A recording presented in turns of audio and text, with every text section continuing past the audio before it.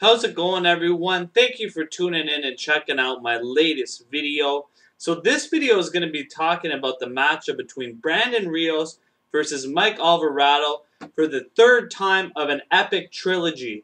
Now, this fight should really be called Major Brain Damage, it should say on all the posters, because that is what's going to happen in this fight. Now, for those of you who have not witnessed the two fights before this, I'm going to quickly go into those for you guys. The first matchup, you had Brandon Rios and Mike Alvarado going toe-to-toe in that fight. And what happened was Brandon Rios hurt Mike Alvarado. The referee stepped in and stopped the fight. Now, in the second fight, Mike Alvarado really had a good game plan, and he was given excellent instructions in the corner by Rudy Hernandez, who really kept him focused throughout the fight.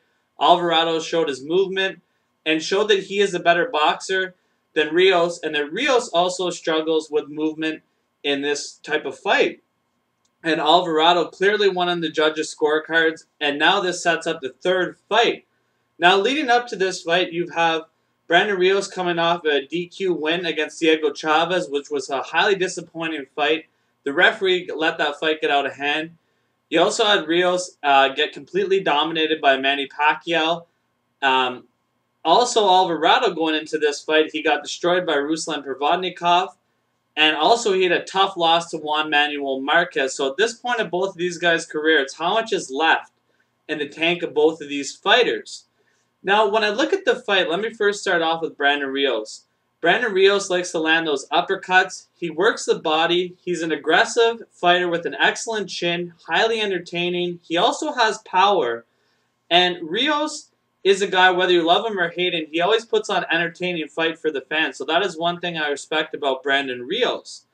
Now, when I look at Mike Alvarado, I see a guy who has a good jab.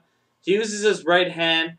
And he is a guy who can move around the ring and box a little bit. Sometimes he likes to be overly aggressive and get into wars. And that's something that, in my opinion, he's going to have to avoid for this fight. Now, the keys to victory for both of these fighters in this matchup. Let me first start off with Brandon Rios. Brandon Rios, I believe, needs to throw his over-the-top right hand, which the way Mike Alvarado's defensive positioning is, I believe that he can exploit that flaw in Mike Alvarado's defense if he does that. Also, Rios needs to engage throughout the fight and really bait Mike Alvarado into a war, whether that's trash-talking, whatever he needs to do, making faces, etc., taunting him. Rios also needs to cut off the ring in this fight. He had a lot of trouble with that in the second fight versus Mike Alvarado. That's something that he really needs to do if he wants to win this matchup. Now, what Mike Alvarado must do to win this fight, he needs to move around the ring. He needs to just not engage Brandon Rios. He's a better boxer of the two, so he needs to use his skills effectively and follow a similar game plan that he used in the second fight. Now, the winner of this fight, I truly believe I have to pick Brandon Rios. Now, let me explain to you guys why I'm picking Brandon Rios for this fight. Going into this matchup, we know Mike Alvarado has been arrested for his gun possession. He was arrested very early in the morning. I believe it was 4 a.m. So that leads me to believe he's had a lot of issues going on throughout training camp, and I'm not sure how focused he's been in Denver, where there's a ton of distractions. So that, I feel, is definitely hurting Mike Alvarado in preparation for this fight. If he's outside that late when he has a fight coming up, I just think, to be honest with you, Alvarado should have moved his camp out of Denver. There's too many distractions. The second reason why I also give this fight to Brandon Rios, I believe he will win, is Rudy Hernandez was in the corner of Mike Alvarado in the second fight, and look at the difference he made. Mike Alvarado does not have a great corner going into this fight like he did with Rudy Hernandez, and he really kept him focused, and really, Mike Alvarado listened to his instructions very well. Now, in this fight, I don't think that's going to happen. I think that Alvarado is going to engage a lot more, and it's going to be more similar to the first matchup between these two guys. So those are the reasons why I have to pick Mike Alvarado in this fight.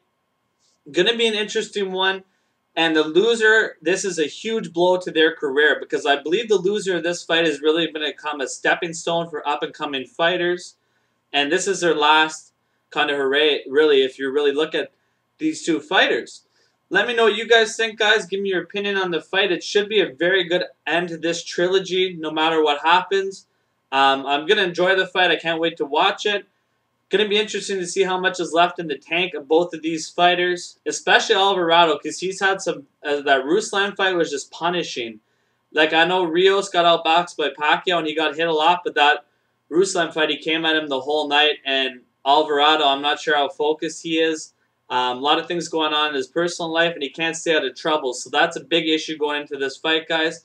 Let me know what you guys think. Robert Garcia also should make a huge world of difference in this fight, going up against an inexperienced corner like Alvarado has. Thank you very much, guys. Appreciate it once again, and don't miss this fight.